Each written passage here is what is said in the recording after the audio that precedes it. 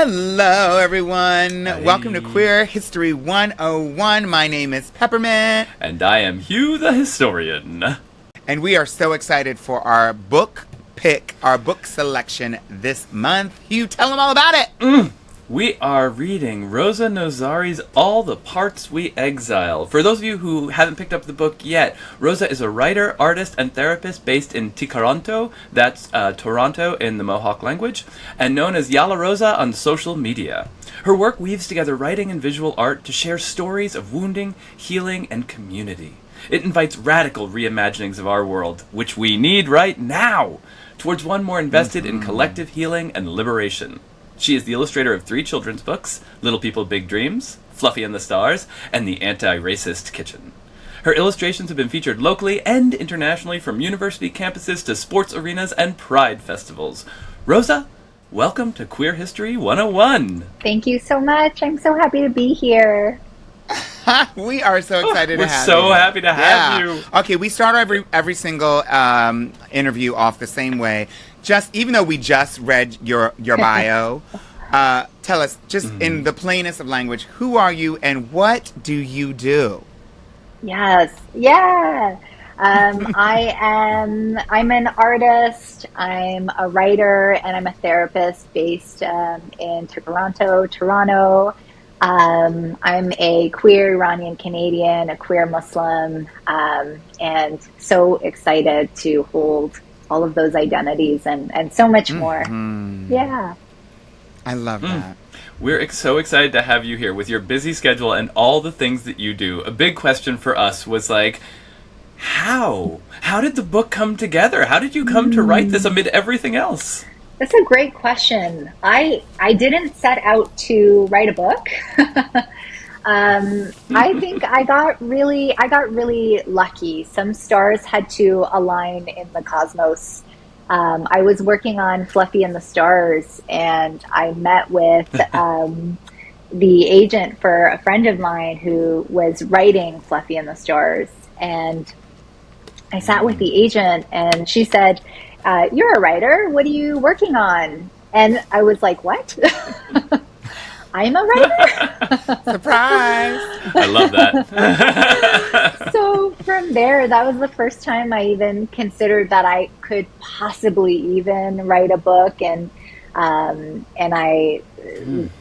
she had sort of said, think about what you want to write. And I thought if I was going to write something, it was going to be a memoir. I wanted it to be something really relatable, something that people could find things in it that felt relatable, and something that could support and really melting some of the shame that so many of us walk around with, in terms of some of those painful stories we hold, some of those ideas we've internalized. So it was a real honor to have someone invite me into the writing world, it felt like. Wow. Oh, your agent was right. You are a writer, having read the book. Like, damn. Thank you so much. You're a writer. Thank you so much. You're a writer. You're also an artist and an illustrator. So can you tell us about the illustrations in the book? I mean, they're fantastic. Did they come after or first? Or, like, how did they connect to the creation of the book and the laying out of the stories? Yeah, It's thank so you. beautiful. The art, it came at the end of the book. And I'll be honest, when I was writing the book, I was sick of drawing. I sort of was like, I don't want to touch it. Yeah. And I got to the end of the book, I started drawing. I originally drew very literal images of scenes, and it didn't feel right. Something about it just didn't click. It didn't feel right. And maybe it was because it felt really vulnerable to illustrate scenes and have to remember them again and again in that way. And so instead I shifted to, can we illustrate a feeling? Can we work with symbolism? Can we do something, that's a bit more symbolic in that way and holds a feeling instead? And it just opened up a new way of doing art for me. That was just an exciting thing that came from it. That was actually something we were wondering about, because we found the images to be so beautiful and moving and so different from the text. We were thinking, like, is it, for you, usually different how you do art storytelling and how you do writing storytelling? Yes. Yeah. Great question. I didn't think it would be so different. Isn't it amazing the things you learn about yourself while writing your own memoir? Yes. Yes. I thought, doing art felt so vulnerable for me. I typically create a piece of art, I write a little bit about the art, and it turns out creating art actually gave me some safe distance to talk about how I was feeling without it feeling so intimate, because there was this image that was between me and other people that was such a safety for me. And when I was writing the book, it was like there was nothing between me and other people. It was just me. And the process of writing is expand out, deepen more, which is already so vulnerable. I felt like I was writing the book, and I felt this deep anxiety as I was writing it, and I thought, why is this so different for me? And I realized I have this big kind of survival mechanism that I had inherited, which was fly under the radar, don't say too much, don't be seen too much. And a memoir is the direct opposite. And I now realize that doing the direct opposite of be seen, deepen, do tell more, really activated me as someone who had inherited that way of being in the world. So, yeah, different in so many ways. And that's so much of your journey in the book, too. It's amazing how that comes together. Yes. Oh, truly, yes. I'm on the journey as I'm writing the journey. Yes. And at the same time, you really do a great job of weaving together feminist and queer theory just all throughout the book in ways that honestly are really approachable and profound. And I think I was really particularly fascinated by the idea of Lauren Berlant's cruel optimism. Can you explain a little bit for our listeners a little bit about that and how it played a role in your growing up? Oh, yeah. I love that concept. I was so moved. It was such a generative idea for me, this idea that the object of your desire, this thing that promises you flourishing, promises you these great things, could turn around and hurt you or harm you or actually impede you from getting there. And I think Berlant talks about this idea of the good life. Work really, really hard and you can get the good life. When really, if you're working really, really hard, the good life is something that doesn't necessarily come to you. Capitalism makes it really hard. So cruel, right? Yeah. So I grew up with, I think, a lot of cruel optimism, a lot of these ideas that if you could just do these things, you would get to happiness, you would get to belonging, you would get to safety and security. And that meant following these scripts of, what a good daughter was, or a good woman was, or a good, brown person was, you name it, these ideas of being a good blank. I believed if I could just comply, I could get to the safety and the belonging and all of these things. And we're all told that. We are all told that. And being a part of the queer community or not, like, that's just something that, like, like you said, with capitalism and, like, these hierarchies, that is what they're like. If you do this, this will happen. And whoever's saying that, in fact, it almost feels like it's the opposite of that. Like, to find happiness, I don't want to have to go to this job or go to that, this and that. If that's like, that, it's not the definition of finding happiness. It's not the recipe for happiness. We can capture happiness and experience it in spite of, and a lot of times without any of those things, and following that like list, that prescribed list of things. Mm-hmm. It's amazing how they're like, oh, do this thing that's absolutely miserable that you'll hate forever, and then that'll make you happy somewhere down the line. I think what they mean is, I'll be happy if you do that. I'll be happy because I don't have to work or That's whatever. it. Yeah. Mm-hmm. Yes. I think cruel optimism really captures the feeling I have every single time I vote in this country. Maybe it won't be so bad. God, no. So here's my question for you, though. So we grow up with all this cruel optimism, we have so much heaviness, and there's so much heaviness in your book, and so much joy. And I think a lot of people, I'll say this personally, I am working on a memoir right now, and I'm nervous about publishing something that's so honest the way that you did it, that holds the cruelty and the optimism, the hurt and the hope. What's the response been like from your community since you put the book out?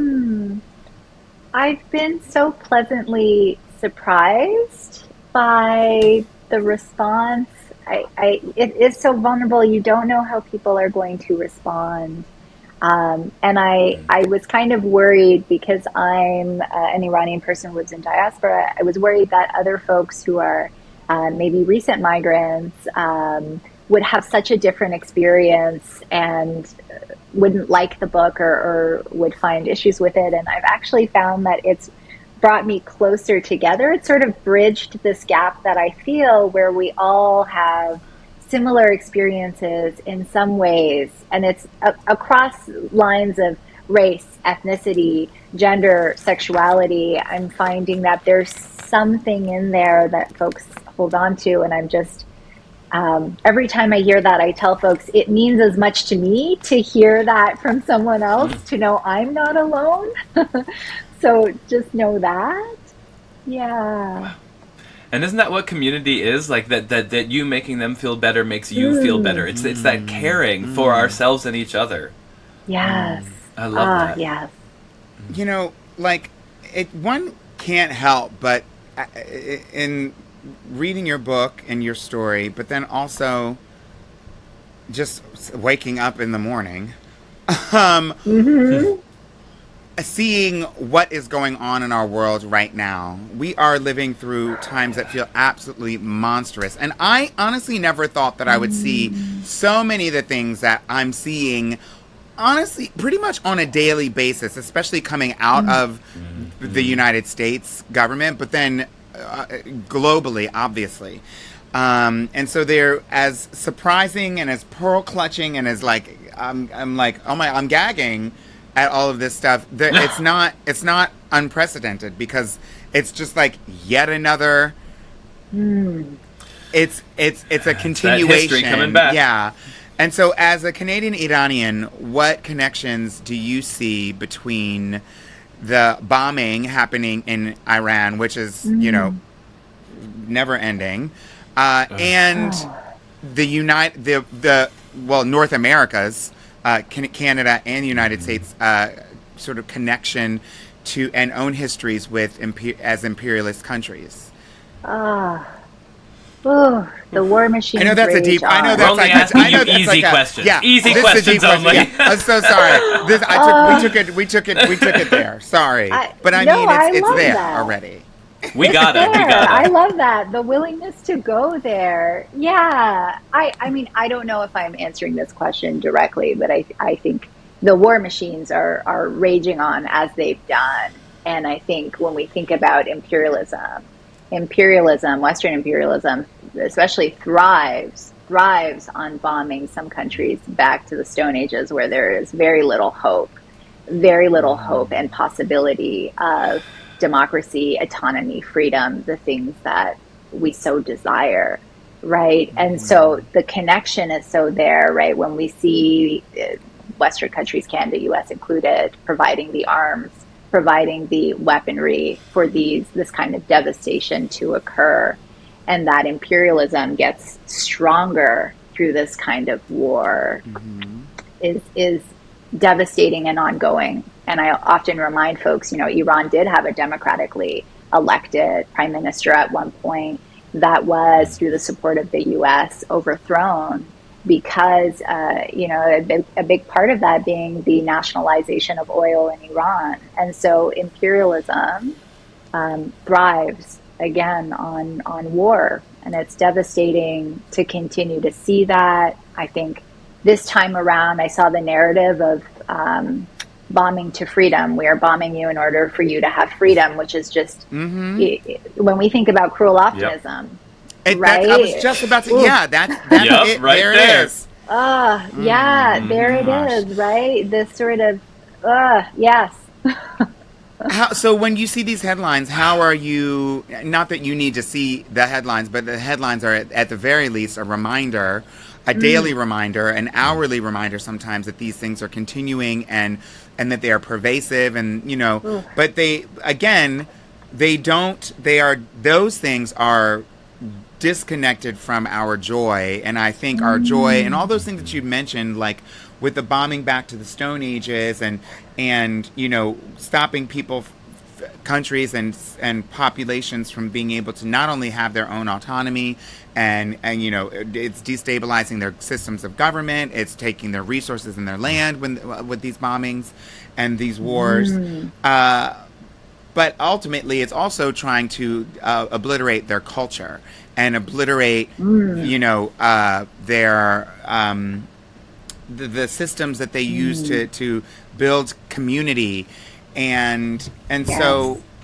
But the one thing that will defend against that is not necessarily more bombs, although, it could be, but it's ultimately, the joy of humanity. And so how are you able to find those things in light of seeing these headlines and how you may be personally impacted by these news stories?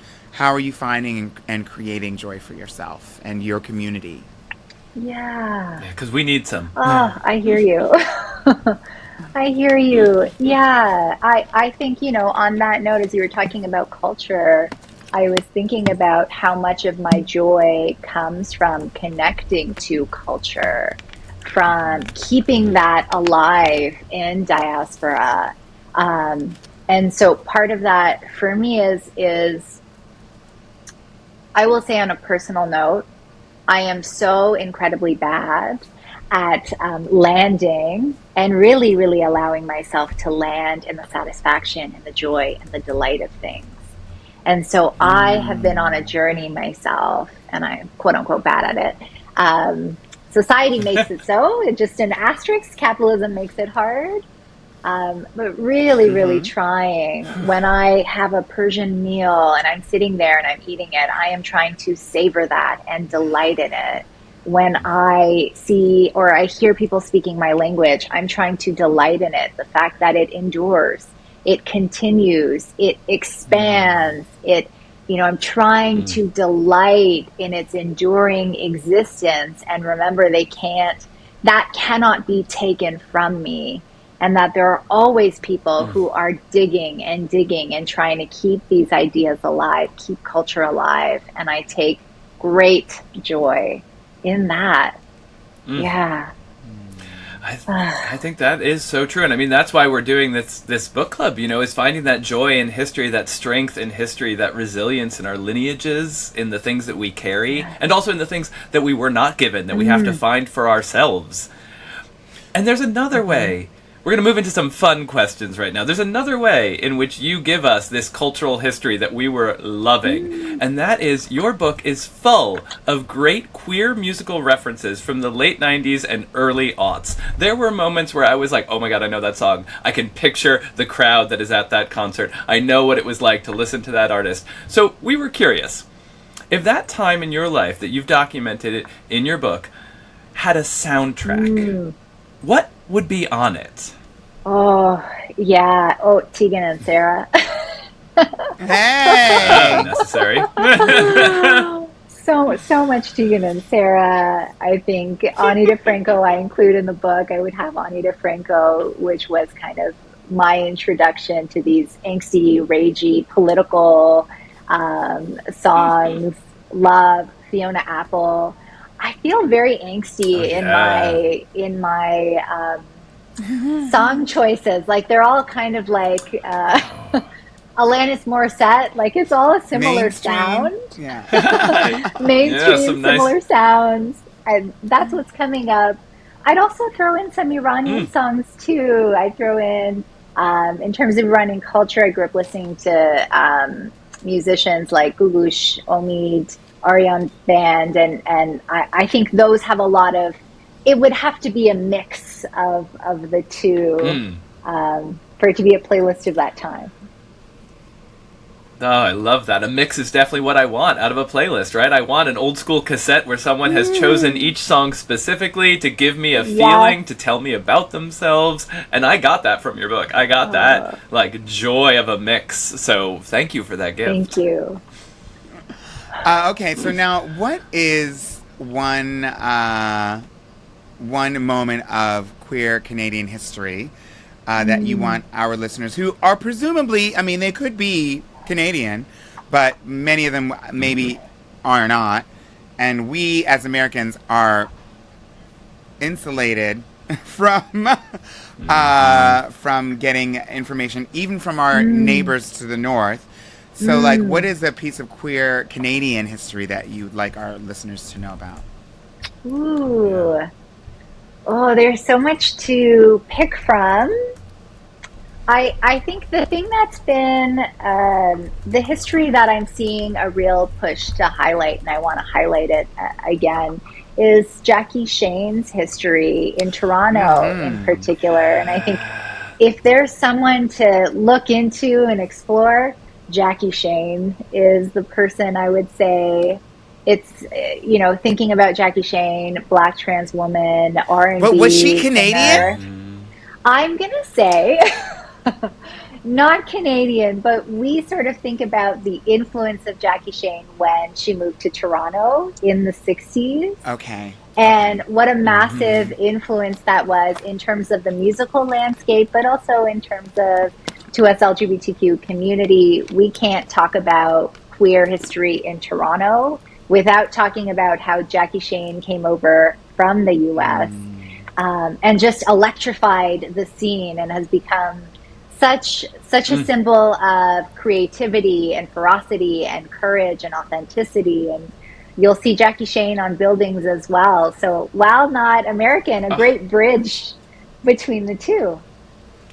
I love that. Absolutely. I got to interview her a few years before her death. For those of you at home who don't know Jackie Shane, there is a double album of her music. Half of it is recorded, half of it is live. Truly incredible. Any Which Way is my favorite song, but let us know what your favorites are. But I got to interview her right before her death. She was fabulous. She was cantankerous. She was herself in ways that were amazing. And when I did the research, I mostly had to go to Canadian newspapers to find articles about her because they covered her much more than American newspapers did at the height of her career.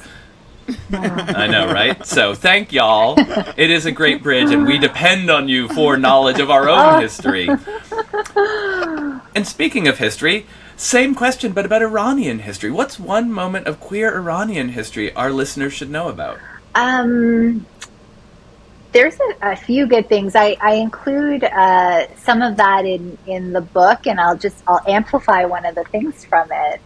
Because Janet Afari has done such incredible work in really exploring these histories in her text. And one of the things I had pulled from her text was, and this was important because I, for so long, believed that queerness was a Western import, and it wasn't inherently anywhere opposite, else. Right? Yes, I was so incorrect.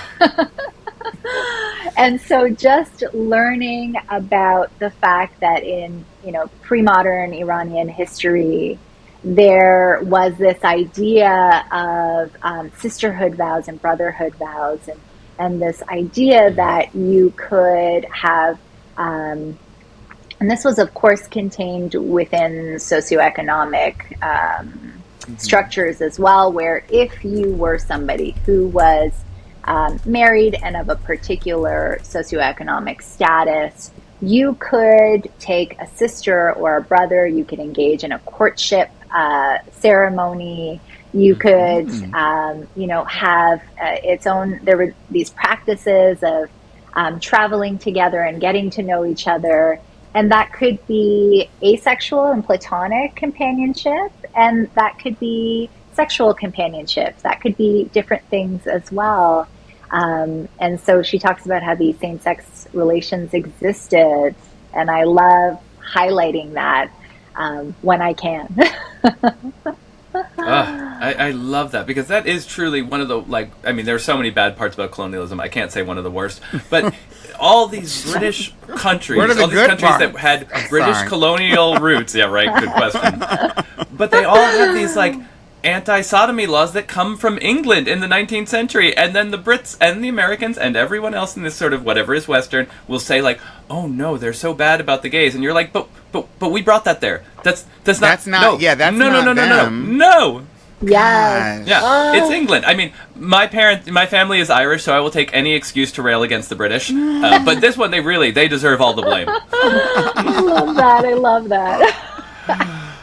Well, that is leads us to our last question, which is, and I know it's a tough one, but what is next for you? What else are you working on? Anything else? Whether it's a project that people can buy into, or it's just something that's going to bring you joy, or a vacation, anything at all. What's the very next thing you're looking forward to? I think writing a memoir took everything out of me.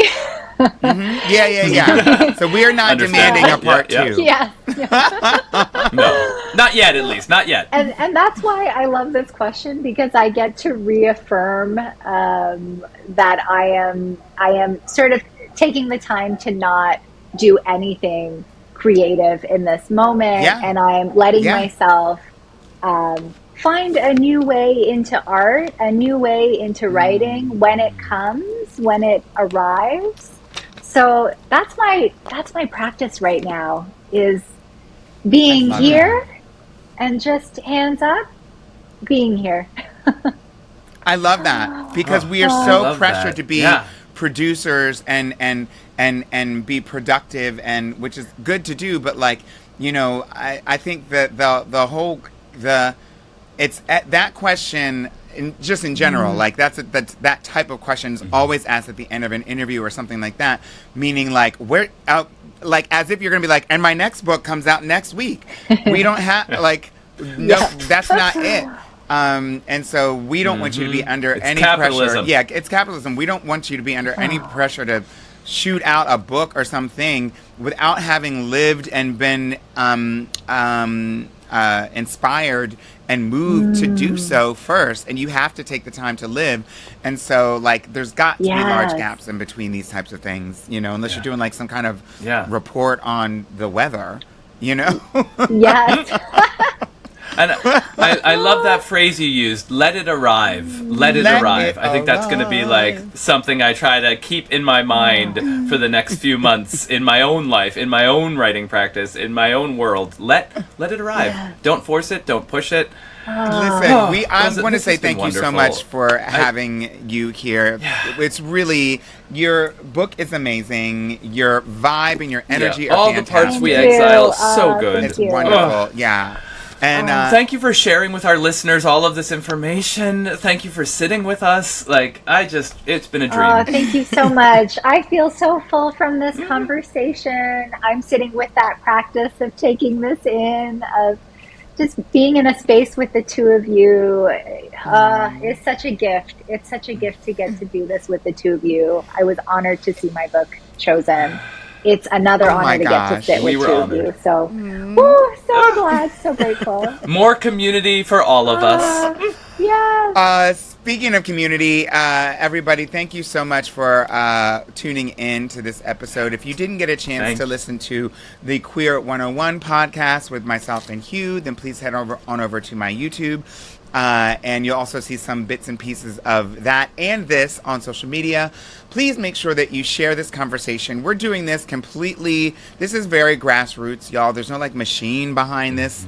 And so we understand the importance of reading in general and knowledge, but with the current epistemicide that's happening, it's really difficult to get to find places and sources, and I think it will be increasingly difficult to find sources of information and knowledge and experience, and the type of experience that is different than whatever is in the regular old textbook, the homogeny of it all. And so we really value these types of conversations and these types of books and these types of works of art and these record and these accounts of our history, our shared history. And we want your help in keeping that going because at some point, as we talked about in the interview, capitalism rears its head yet again, and we want to be able to show that there is a demand for this. And so if you are enjoying this, please just not only like and subscribe and click that notification bell so you know over on the YouTube when new things are going to happen, but share it, and talk about it. Grow this community. It's of it won't cost you anything to share this and talk about it, and it'll help us immensely. So thanks so much. We depend on you. Yeah. Thank you all. All right, everybody. See you on the next one. Bye.